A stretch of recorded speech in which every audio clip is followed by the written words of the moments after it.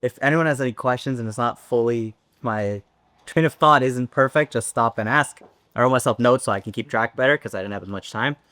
But we'll start this way. I'll start backwards just by the opening question because I found it as it to be like, I don't know, the kind of fascinating question that we see happen again and again in society, and like it's a good way, I think, to just jump right into it.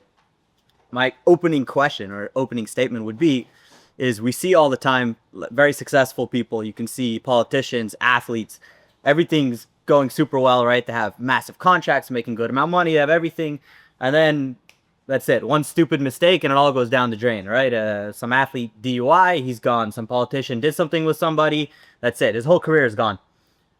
What is, at least according to Torah, the explanation for how something like this can happen? Yeah, you have someone, he's a super smart person, he's a super successful person, or he's a super athletic person, whatever it is, he's very successful in whatever he does.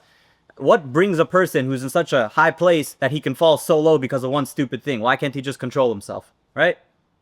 So, from Torah's perspective, the question is, what's the Yetzer Hara's trick, right? It's not the good soul telling us to do this one little bad thing, it's the bad soul. So what's his trick?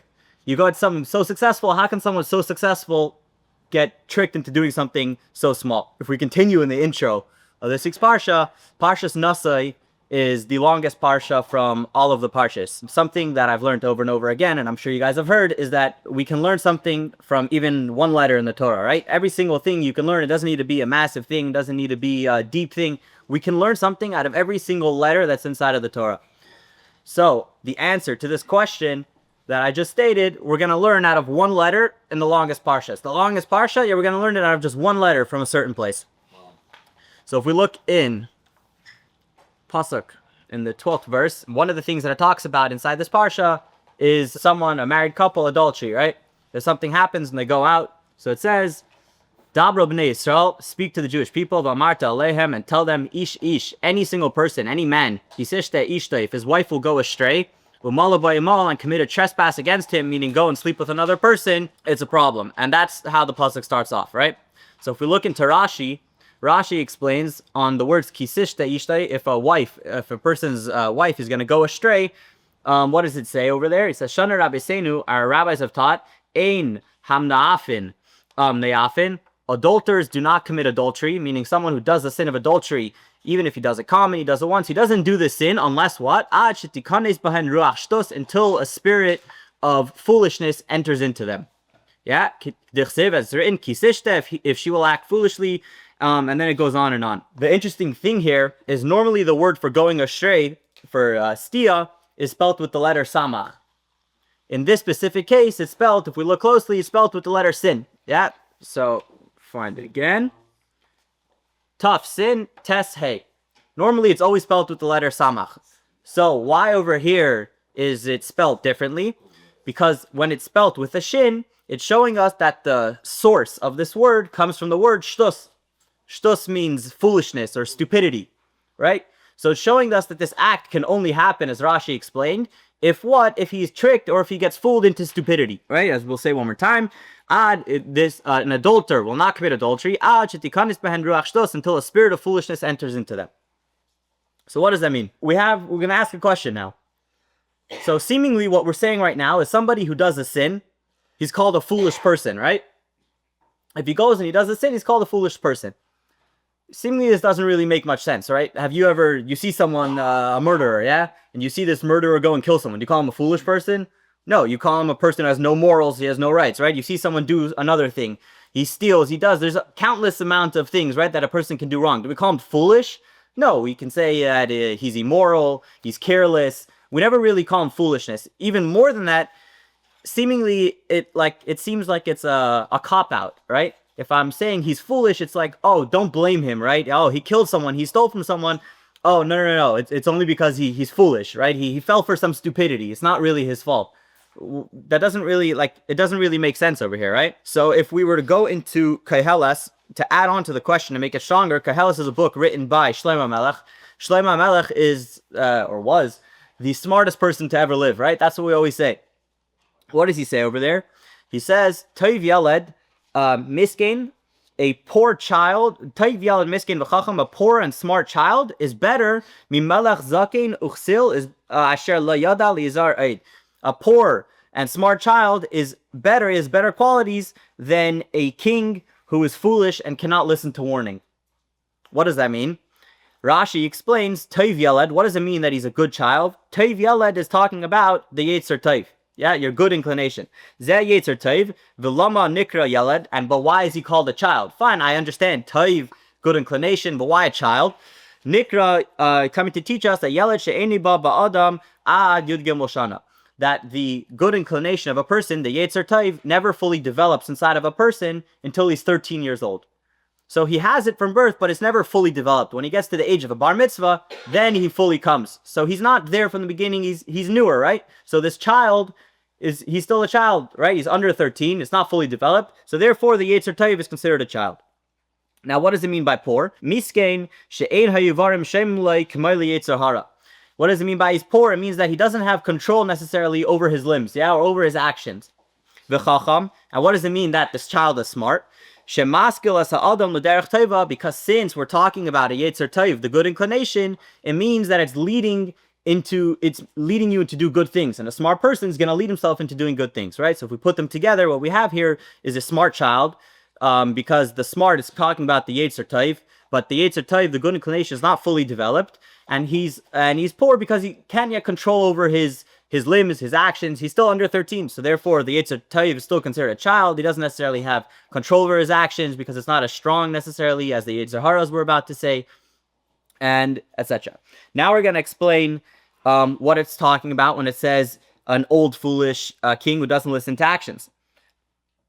So, v'chacham, no, we just said that. Fine. Mimelech. What does it mean that he's a king?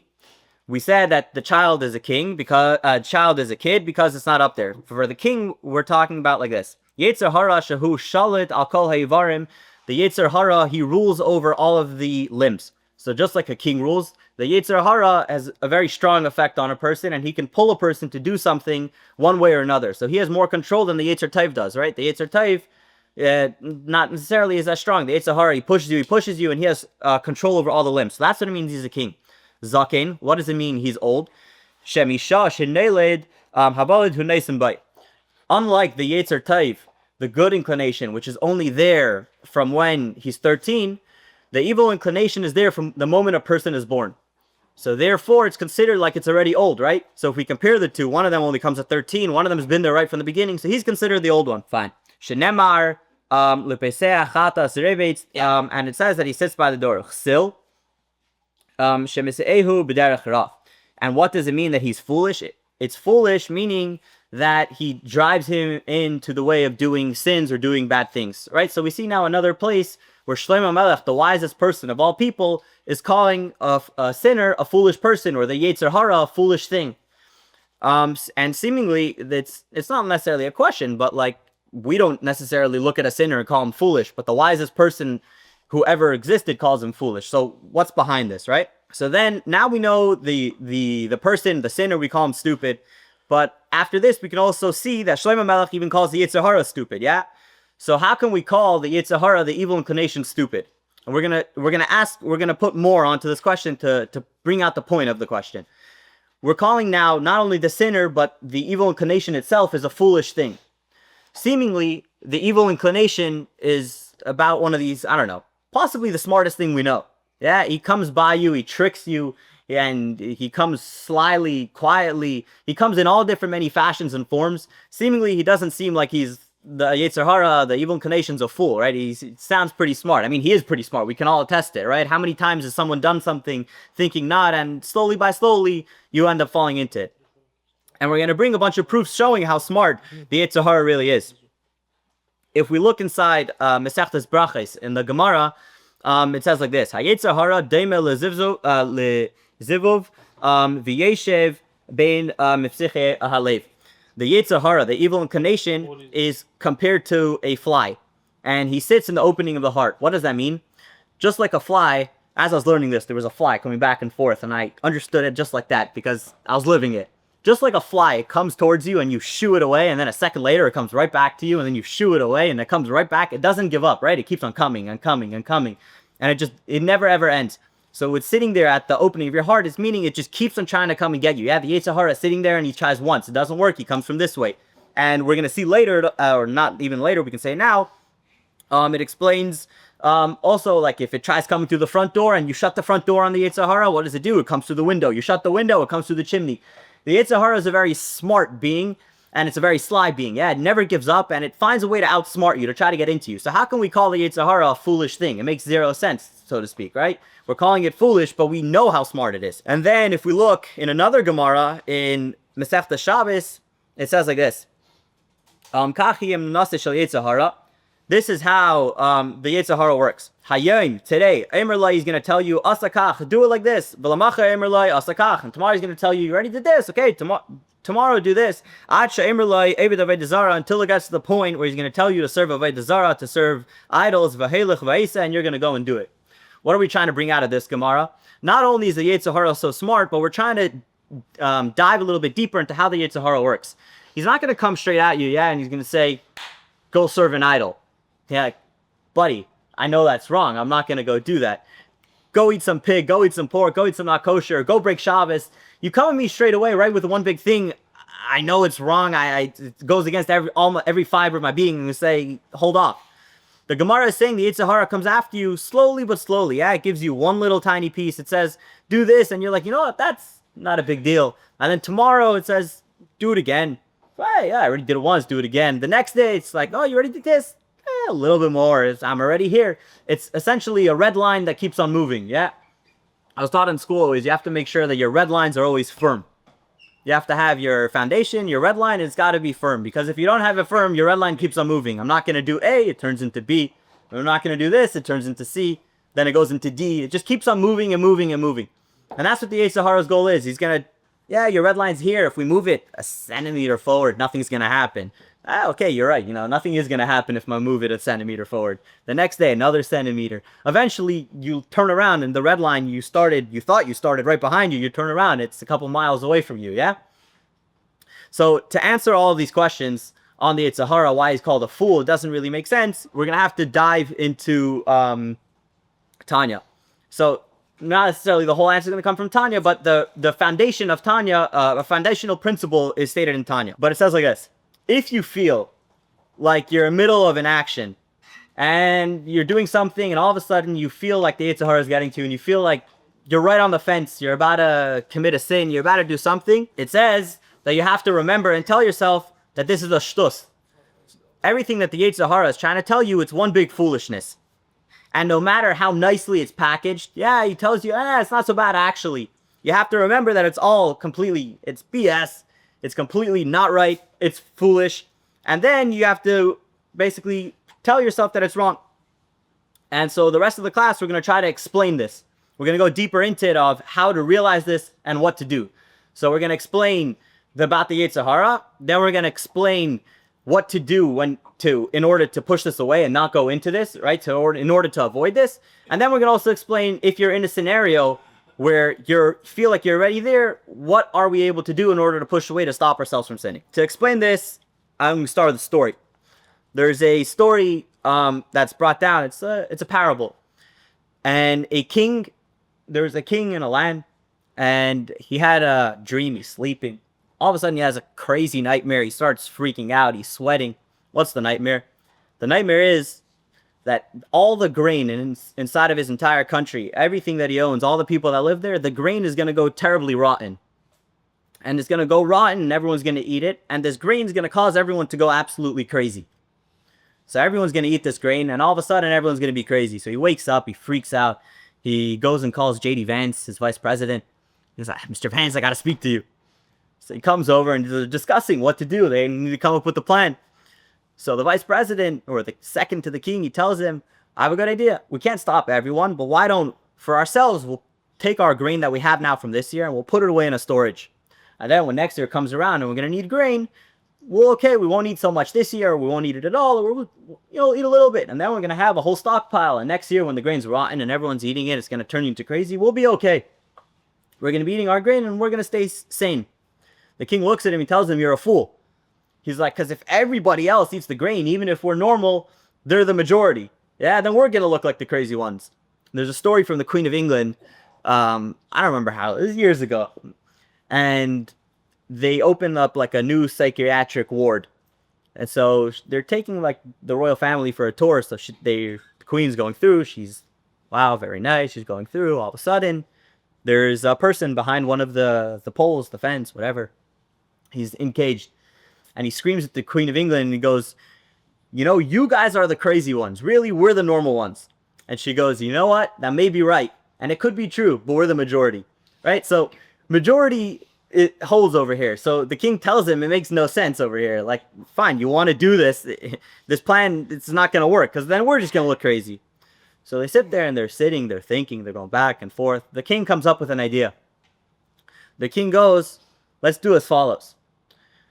Next year, when we start eating that grain, we're going to make a sign on our forehead. You're going to write, I am crazy. Well, how's that going to help us? We're going to eat the grain. We're going to become crazy. But at least when we see each other and we're looking at each other, or we look in the mirror, we're going to see a big sign, I am crazy. And now we're going to know that we're not our true selves. Really, we're much more normal than this. Yeah? That we're more sane. This is not our true selves. So the parable over here is that we have to make an evident sign. Every person's got to make a sign on their forehead and let them know what's right and what's wrong. And we're going to dive a little bit deeper into it. But first, we're going to have to understand how the Yetzer Hara works. So we need to, in order to understand how to prevent something, we have to understand first how it works. If we look inside the Gemara Baba Basra, there's a story that goes as follows. Amar Rabba. Rabba Bar Bar Chana said like this.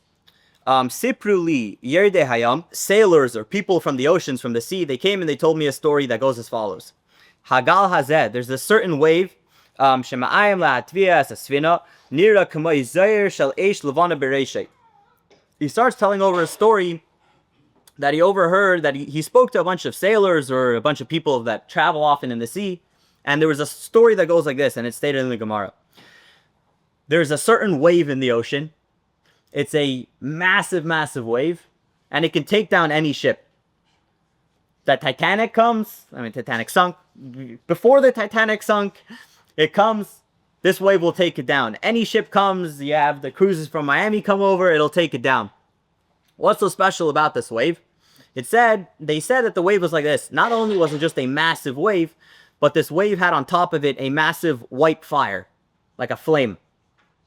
And the only way to save yourself from this massive wave is they had a stick, and in the stick was engraved Hashem's name, and they would hit the wave, and then the wave would go away. So what's this Gemara bringing it down for? Like, what's this strange, interesting story? What's the parable we're trying to learn from here? It's weird. So what the mashal is, what the parable is it's trying to say like this. The same question that we had in the beginning. How can such a big, famous person, successful person be taken down by one small thing? Is the same parable here. How can such a big ship, the mightiest ship, be taken down by this wave? And the key lies in the strangest part, the fire. What's this white fire? The Yetzer Hara, the evil inclination, does as follows. It makes it look just like a fire. It's nice, it's bright, it's shiny, you get some smoke in your eyes, you can't see properly. And there's this gorgeous white fire that it's attractive. Yeah, it makes it look shiny and attractive. What the Yetzer Hara tries to do, it tries to trick you into wanting to come and oh, it's a nice item over here. So this is one of the ways that the Yetzer Hara comes. We're going to explain multiple ways of how the Yetzer Hara can convince a person, and this is the first one. And we're going to bring multiple sources to show this. So this is the first parable of the Yetzer Hara comes and he tries to trick. Then later we're going to say even more than that. Not only does the Yetzer Hara, when he tries to come and get you, not only does he try to show you that how nice and shiny it is, but more than that, the Yetzer Hara tries to convince you. He tries to rationalize with you. Yeah, how no, this is actually, it's good for you. You think it's just a shiny object. No. Really, this thing is good for you. I'm sure we can all attest to this. Human nature is to make excuses. And the Yetzer Hara plays off of it. So he gives a couple examples that go like this. Chassidim, it says that the Chassidim used to say that originally the Yetzer Hara, when God told him you have to come down into this world and you have to convince people to do bad, he came dressed the way he is. Yeah, he came, I don't know, just like a pirate walking, you see a pirate ship walking, you know exactly who it is. And the pirate ship would come over to a boat, you know it's not going to work, right? Because I know it's a pirate. We're going to get ready to defend. So the Yetzer Hara originally, when he came down into this world, he went directly dressed the way he is. He came straight out and said, serve an idol. It didn't work. Go eat not kosher. It didn't work. Break Shabbos. It didn't work. The Yetzer Hara realized that if I look the way I am and I go straight at you, it's not going to work. So what did he do? The Chassidim used to say that he used to go, he went on and put on a kapata. Then he put on a gartel. He put on a talis, maybe a black hat. And all of a sudden, he looks like you. Masquerading. Yeah, exactly. He masquerades around, he tricks, he puts on a costume, and he starts to pretend. And he would tell you stuff like this. So what did we mean by when we said he starts to rationalize? He would tell you like this. You have to wake up in the morning. Nah. Sleep in as long as you can. Because if you sleep in, you're going to have more energy. And if you have more energy, then you can daven better. You have to give tzedakah now. You just made $1,000 and you have to give $100 to Meiser. If I give him $100 now, and I plan on reinvesting everything, then I'll have $900 to make more money. But I have $1,000. Imagine how much more tzedakah I can make, because now I have an extra 10% to invest with. So if I don't give it right away and I wait a little bit, then I'll have more money to invest with, and then I'll be able to give even more tzedakah. Or in the case that we just learned inside the Chumash, what does the Chumash say?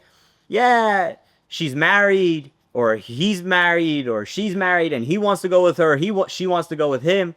But I'm super lonely, she's super lonely, we can't function properly. We'll go, yeah, why not? We'll go do the deed, both of us will be happier, we won't be as sad, we'll be able to function better. That's what the Yetzer Hara tries to do. It makes it not just a shiny big object, but it tries to rationalize with you. And humans, we love excuses. So like, yeah, it's actually not a bad one. It makes a lot of sense, I want to give more tzedakah and make more money for the same time. But why not? I'll just wait a little bit. I'll have more to invest with. I'll give even more. So that's the first way. We have our original question, just a quick recap of how a person who is so successful can fall to something so small, yeah? You see a successful person, an athlete, all of a sudden, he smokes a little blunt, DUI, there goes everything. You see some famous politician, he does something inappropriate, there goes his whole career, there goes his whole campaign. How does that happen? Then we start talking about the Yetzer Hara, and we said that when someone does a sin, he's acting foolishness. How does somebody act? Foolishness, right? Seemingly he did something wrong. It seems like we're giving an excuse. Why is he considered foolish? He did something immoral. He did something wrong. Why foolish? And more than that, we said that the Yetzer Hara, the evil incarnation himself, is also foolish. But seemingly we know that he's pretty smart and he's pretty slick. And he's as sly as it gets, right? So it doesn't make sense. And we said to answer this question, we started with the principle of Tanya, that Tanya says that we need to make a clear sign for ourselves. But to explain this concept more, of how to separate and to avoid it, or how to deal with it when in the moment, we said we have to understand the Yetzer Hara better. So we're in the middle of talking about the first way how a Yetzer Hara operates. One of the ways, there's many, but we said one of the ways is that it makes itself look appealing, like a big shiny fire or something gold or a big Bitcoin. Makes you look nice and shiny and you want it. And then in reality, it rationalizes with you and tells you why something is good for you. And now, before we finish the first one, we're going to bring one more, so to speak, proof, or a few more that talk about this concept of how the Yetzer Hara gets you. And this is a story that I think everybody knows, and we'll see very clearly. The story with Adam and Chava. Yeah, Adam, Chava, Eitz Hadas, the tree of knowledge, the snake, the Satan, the Yetzer Hara came over to her and told her, it's not such a bad thing. You want to feel like God? Look, touch it. Touched it. Oh, nothing happened. That's we know because Adam lied. And she's like, oh, it's one step at a time. The red line was moving. Touch the tree. Nothing happened. Oh, go ahead. Now eat from the tree. The one thing, there's literally one avera at that time not to do is not eat the tree. They go ahead and eat it. And you see from one catastrophe, everything fell down. Just like we said, our politician, our athlete, whatever it is, they're living at the most high. The Yetzer Hara, one by one little move, tricked, rationalized, is going to be good for you. If you eat from the tree, you're going to be the tree of knowledge. You're going to be able to understand just like God. And all of a sudden, one stupid move, and the world is damned forever, right? God went up to the heaven and so forth. We know all the different consequences that came out of it. There is a story of Reb Nachum of Chernobyl. And this story brings down the concept of not only necessarily is it going to rationalize, the Yetzer Hara doesn't necessarily tell you rationalize to go and slowly eat a piece of pork. The Yetzer Hara can come at you for pork? Yeah, a piece of pork, or to go do something else, whatever it is, right? Okay.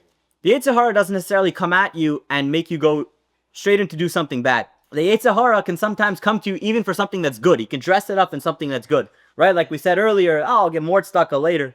So there's a story with Reb Nachum of Chernobyl. He was not a particularly wealthy man. In fact, he was quite poor, and he didn't have any money, and he owed a lot of people debt and money, and he wasn't so well off. But they said about him that he never held money for a day. Someone would come and give him tzedakah, he'd right away, in that same day, give it away. There was one time a very rich man came, and he gave him, for the amount of it, let's say, 300 gold ruble. Yeah, he said, here, Rabbi, Rebbe, this is for you, and I want this to be for you. I want you to spend it. I want you to take care of your issues. And at that time, Reb Nachum of Chernobyl had a daughter that he had to marry off. He was preparing for a wedding.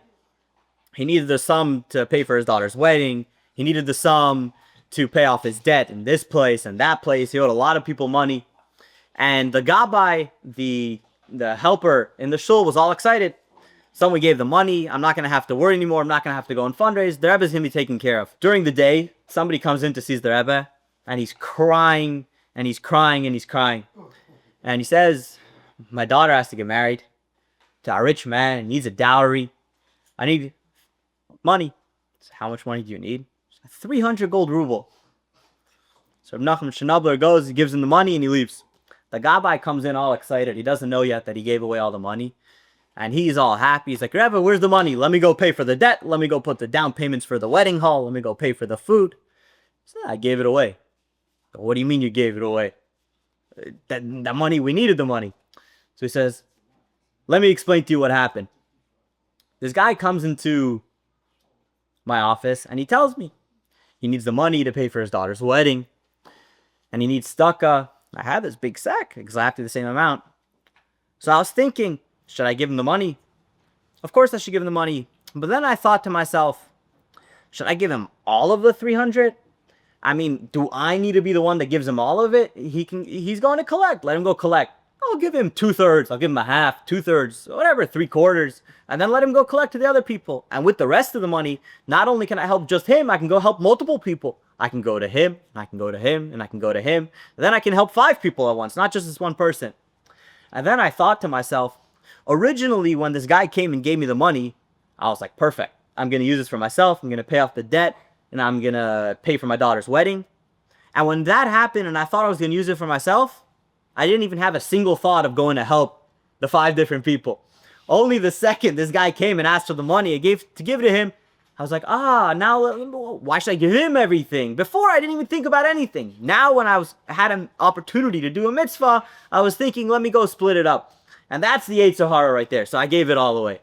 So we see from here an example that the Yetzer Hara not necessarily is going to come after you and say just bad, but even within the good, the Yetzer Hara can be going there in order to influence you. If we look into Hayom Yom, which is the Rebbe's Sefer, which the Rebbe, the Lubavitcher Rebbe wrote, he writes like this: Hayetzer Hara Nikra Nefesh HaBahamis. The Yetzer Hara is called the Nefesh HaBahamis, the animalistic soul. Lo mipnei shehu behema dafka, not because specifically he's an animal, so to speak. Kila pa'amim hushel. There's times where he's like a fox and he's smart. He's not just some animal rushing into you. Bikeach shebachayis v'tzrichim l'chachma meruba lahabin tachlulaisav. And he's like a fox. He's smart and he's sly. And you need to have a lot of wisdom and to be aware and focused, right? To be able to outsmart him, to realize what he's trying to do for you. So we see from here that not only between this story and between the Hayom Yom, we see that how slick and sly the Yetzer Hara is. And the Rebbe adds on there actually inside the Hayom Yom, and he says that the Yetzer Hara it's not like one mold model. Like we all buy a Tesla Model 3 and the electronics work exactly the same for every one of us. No, the Yetzer Hara, it evolves. Not necessarily even evolves, but it's specific to every single person, right? To every single person, it knows how they operate. You operate, then I operate, and you operate, then he operates. And it attacks each person to his weakness and tries to come in from all angles. So that's our first way. Our first way, we said, was it makes it shiny and it tries to reason logic with you. The second way a Yetzer Hara can work is he's not going to pretend that it's the right thing to do, like we said earlier. He's going to tell you right away it's wrong. But it's so minute. Yeah, it's such a little, come on, like... Insignificant. Yeah, it's insignificant. Big whoop. And even more than that, he might even tell you, you know what, it's wrong. But in your circumstances, it would be okay. Everyone will understand. And then you do tshuva right after. Yeah, you'll repent. You'll say, I'm sorry. In your circumstances, it's okay. Don't worry about it. And to bring an example of this, we can go to another story that everyone knows. For the other one, we brought Chava. For this one, we can go to Yosef HaTzadik, yeah? Yosef, what happened? He was sold as a slave. He went into Egypt. And he worked for Potiphar.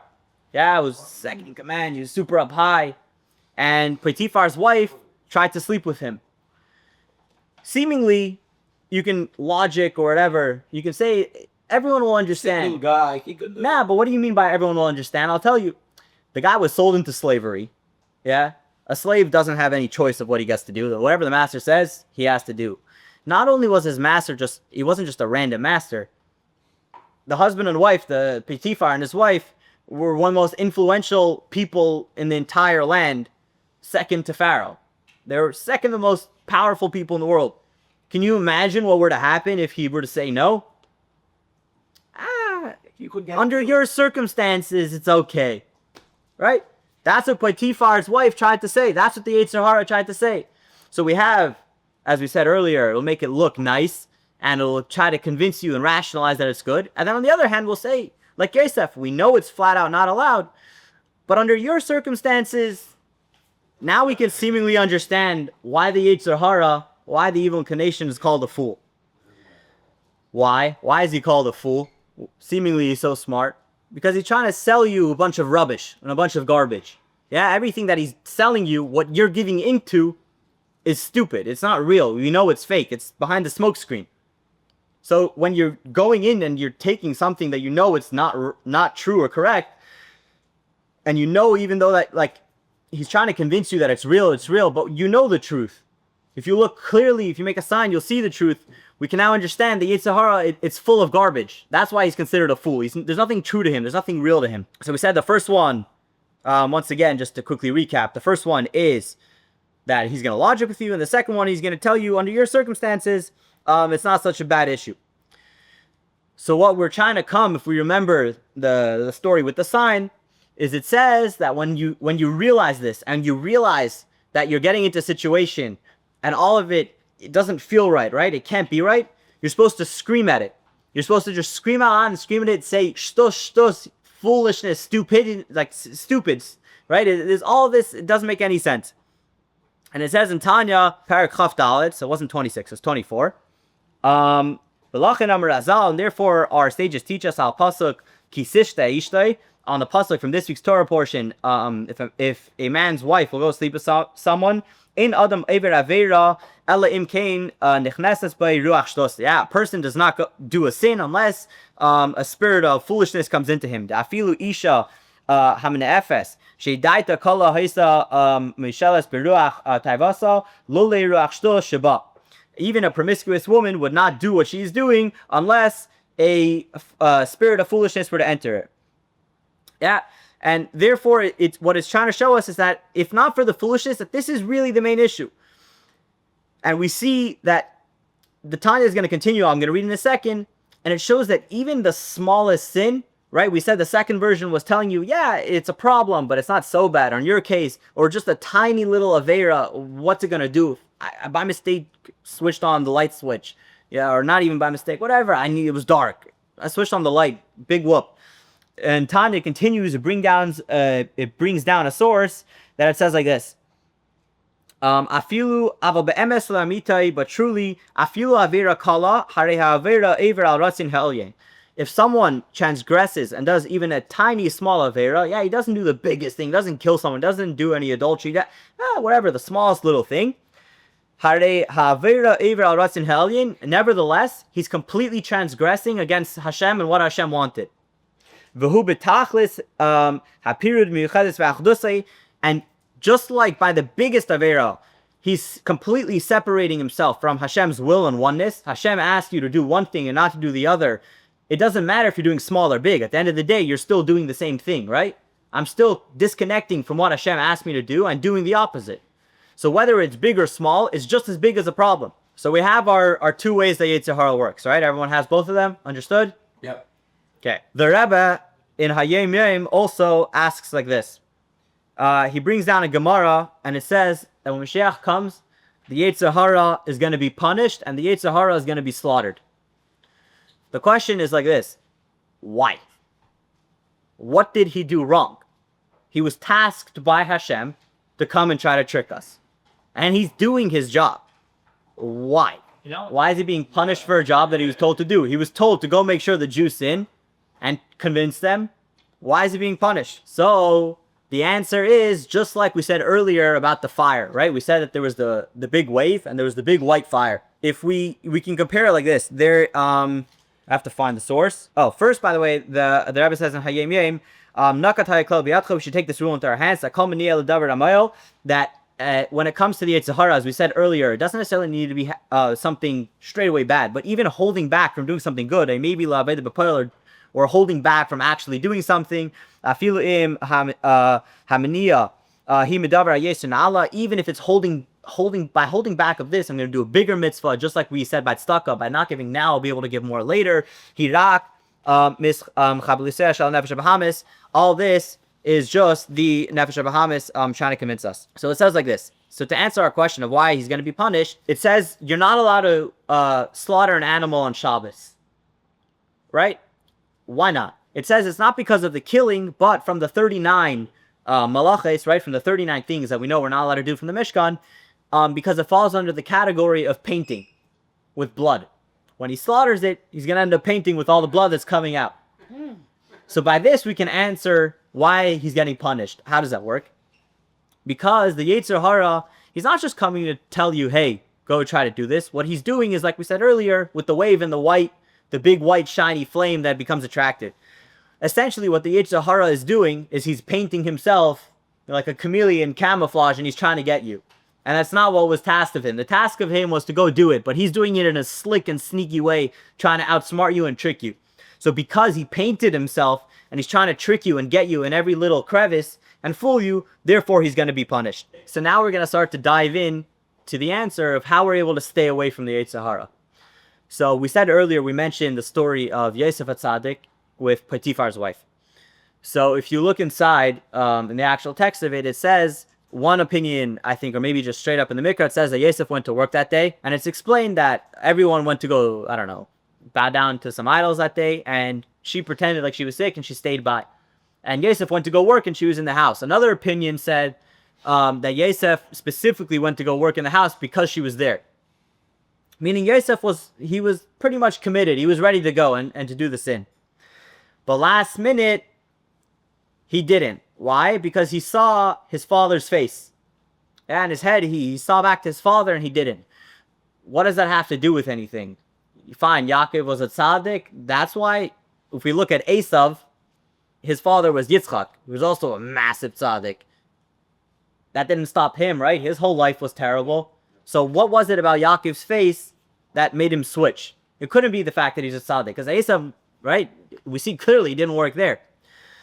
So the Medrash explains that Yaakov's face looked like Adam Arishan. It looked like Adam's face. They were very similar features.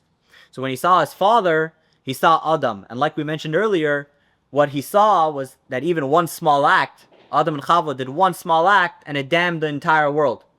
Right? So when he saw his father's face, he got reminded that even though in this circumstance, fine, it might be acceptable, and fine, people would understand, and yeah, I can do tshuva, but it's okay. Like, people would get it. Like, everyone would get it. No. He remembered that Adam, one small act, can cause such a horrific thing.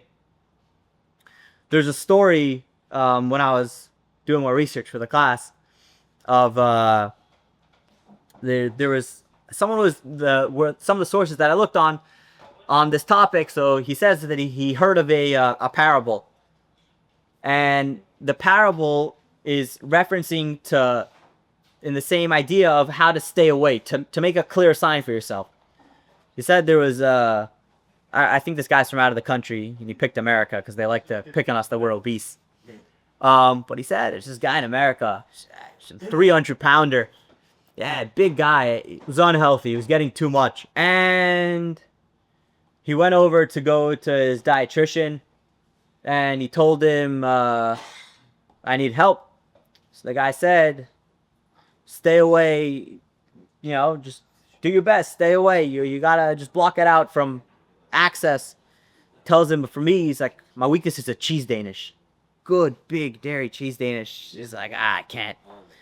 So he tells him, stay away. So you know what? He starts to stay away. One day, he loses 80 pounds. He's halfway there. He's doing amazing. He goes to some fancy event, and all of a sudden, right there's a massive table full of the highest quality cheese Danishes, the greatest things. And he's like, I can't. Yeah, I can eat the entire table right now and gain all 80 pounds back. So he decides, I'll call my dietitian for help. Yeah, my sponsor. So he calls him and he tells him, pretend like it's not there. I was like, I can't. Like, it's there. I see that. Yeah. He's like, nah, block it out of your memory. Think of how bad it's going to be for you. If you start eating it, you're going to become overweight. You're going to become fat. You're going to become depressed again. You're not going to become healthy.